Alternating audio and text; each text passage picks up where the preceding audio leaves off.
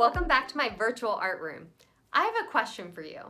Are a person's eyes located at the top, bottom, or middle of their face? Well, today we're going to learn how to use something called proportions to help us draw a portrait of a person. Let's get started. A portrait, or retrato, is an artwork that depicts a person. To help us draw realistic faces, artists use something called proportion, or proporción. This refers to the relationship in size and placement between one part and another. Proportions are like a guide used to help you with drawing facial features.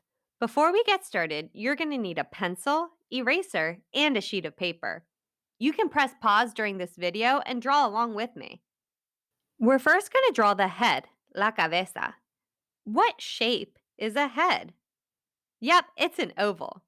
Since we're going to focus on the face for our portrait, we want to make sure we draw it big. Notice how the head is a little wider at the top and thinner at the bottom, sort of like an upside down egg. The next step is to draw the neck, el cuello.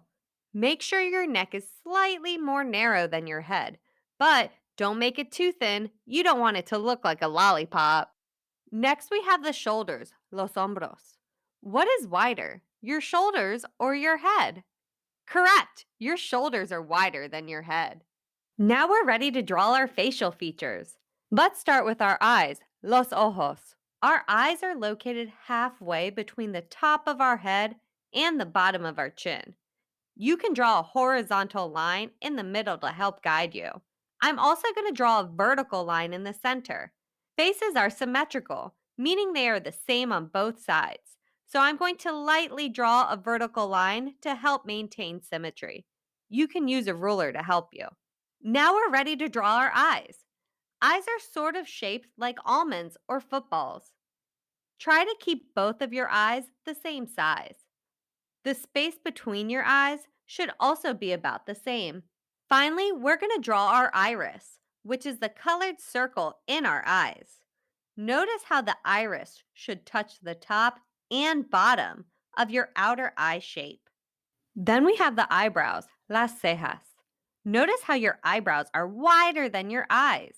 Also, you can express many different feelings and emotions just through the shape of the eyebrows. Now we're moving on to the nose, la nariz. This can often be the most difficult facial feature to draw. Your nose is located halfway between your eyes and your chin. You can lightly draw a line to help guide you. Your nose is also roughly the same width as your eyes. To start, draw a little U shape for the tip of your nose. On each side, draw some narrow ovals for your nostrils. Then draw two curved lines for the side of your nose. Next, notice how your nose is connected to your eyebrows. It curves in to form the bridge of your nose. Moving on to the mouth, la boca. The bottom of your mouth is located halfway between your nose and your chin. Draw a light line as a guide. Notice how your mouth is about the same width apart as the center of your eyes.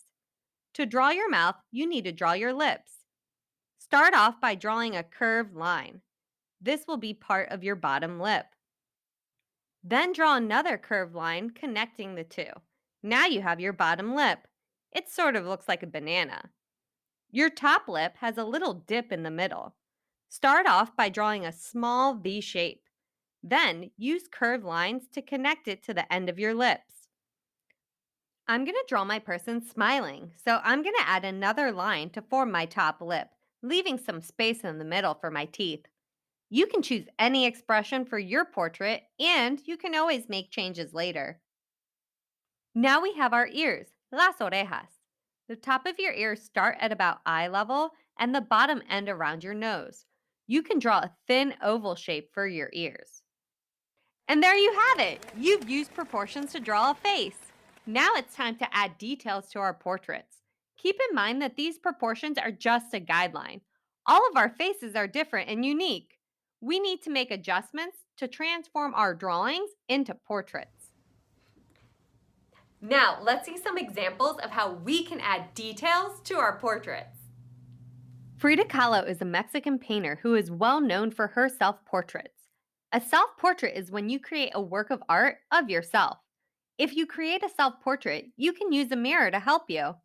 Notice how Frida includes details in the backgrounds of her self portraits to represent her thoughts and ideas. What could you include in the background of your portrait? Chuck Close often paints his family and friends. You can see how he uses photographs to help make his portraits look more realistic. His painting styles changed over time, from being super realistic to being more loose and abstract. Two of his paintings are in color, while one is in black and white. Also, notice how the portrait on the right is broken into tiny squares filled with colored circles. What sort of colors or styles could you include in your portrait? Kehinde Wiley is famous for his portrait of former President Barack Obama. He has also painted portraits of other famous celebrities, musicians, and athletes. Wiley also paints portraits of everyday people from the community. The backgrounds in his portraits are often very detailed and ornate. Do these backgrounds remind you of anything you've seen before? Now take a look at these unique portraits created by Laylah Ali. Laylah doesn't paint specific people. Instead, her characters come from her imagination. Even though these people don't exist in real life, Layla is still able to portray their individual personalities. How could you express someone's personality in your portrait? Now that we've looked at some different portrait artists, it's time to think about your work. Who do you want to make a portrait of? You can draw yourself, a family member, a friend, someone in the community, a character from a story. You can even use your imagination to create your own person. Think about what that person looks like. Is their hair long or short? What sort of clothing or accessories are they wearing?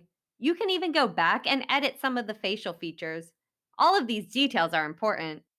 Remember, portraits can communicate more than just how a person looks. How can you capture the personality of the individual in your portrait? What are they thinking and feeling? How can you express those emotions in your portrait? Once you've drawn your portrait, it's time to add some color. Color es uno de los 7 elementos de arte. You can use any material you have to add color. It could be conventional materials such as crayons, markers, colored pencils, or paint. If you don't have any of those, you can also just try shading some areas with a pencil. Or you can even make your own paint by mixing water with some unconventional materials such as spices, coffee, juice, and food coloring. Don't forget to show good craftsmanship or artesania when adding color.